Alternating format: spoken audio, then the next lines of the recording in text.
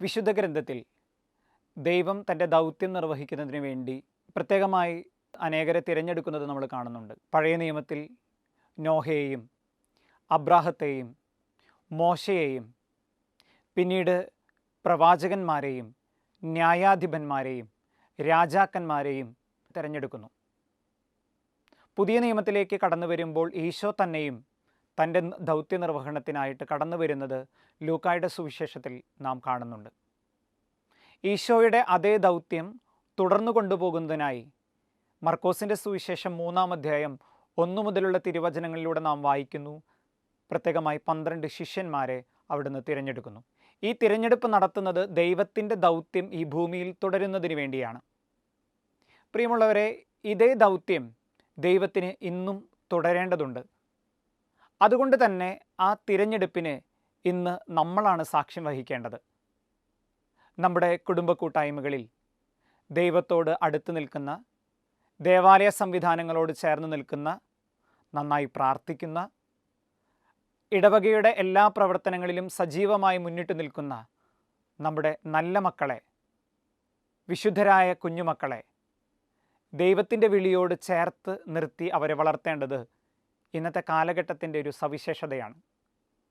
തീർച്ചയായിട്ടും ഈ ദൈവത്തിൻ്റെ പൗരോഹിത്യ സന്യാസ ദൈവവിളികൾ പല വിമർശനങ്ങൾക്കും വെല്ലുവിളികൾക്കും ഇരയാകപ്പെടുന്നുണ്ട് എങ്കിൽ തന്നെയും ദൈവം തൻ്റെ ദൗത്യം ഈ കാലഘട്ടത്തിൽ നിർവഹിക്കാൻ ആഗ്രഹിക്കുന്നത് നമ്മളിലൂടെ ഓരോരുത്തരിലൂടെയുമാണ്, നമ്മുടെ കുഞ്ഞുമക്കളിലൂടെയാണ്.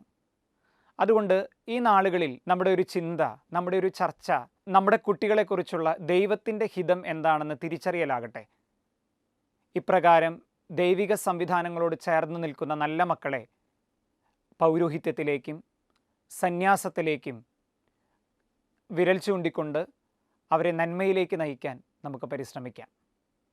അങ്ങനെ ഇനി വരുന്ന കാലഘട്ടത്തിൽ ദൈവത്തിൻ്റെ ദൗത്യം, ദൈവം ആഗ്രഹിക്കുന്ന കാര്യങ്ങൾ, ദൈവത്തിൻ്റെ പദ്ധതി ഈ ഭൂമിയിൽ യാഥാർത്ഥ്യമാക്കാൻ നമ്മുടെ സമൂഹങ്ങളിൽ നിന്നും ധാരാളം കുഞ്ഞുമക്കളെ പ്രോത്സാഹിപ്പിക്കാൻ നമുക്ക് പരിശ്രമിക്കാം. തിരുസഭയിൽ ഒരുപാട് വിശുദ്ധരെ നമുക്ക് കാണാൻ പറ്റും. തലകീഴായി കുരിശിൽ മരിച്ച പത്രോസ് മുതൽ നമ്മുടെ വിശ്വാസത്തിൻ്റെ പിതാവായ മാർ തോമാസ് സ്ലീഹായും വിശുദ്ധ അഗസ്തീനോസും വിശുദ്ധ ഫ്രാൻസിസ് അസീസിയും സിസ്റ്റർ റാണി മരിയായും ഒക്കെ ആ കാലഘട്ടത്തിൽ ഒരുപാട് വെല്ലുവിളികൾ സ്വീകരിച്ചുകൊണ്ട് തന്നെയാണ് ഈ ഒരു ദൈവവിളി തിരഞ്ഞെടുത്തത്, ഈ പൗരോഹിത്യ ജീവിതവും സന്യാസ ജീവിതവും തിരഞ്ഞെടുത്തത്. അങ്ങനെ ദൈവത്തിൻ്റെ ദൗത്യം, ദൈവത്തിൻ്റെ ആഗ്രഹം ആ കാലഘട്ടങ്ങളിൽ അവർ പൂർത്തിയാക്കിയതുപോലെ വരും കാലങ്ങളിൽ നമ്മുടെ ഇടയിൽ നിന്ന്, നമ്മുടെ കുഞ്ഞുമക്കളിൽ നിന്ന് ദൈവം വിഭാവനം ചെയ്യുന്ന നല്ല കാര്യങ്ങൾ പ്രാവർത്തികമാക്കാൻ അനേകം ദൈവവിളികൾ ഉണ്ടാകട്ടെ.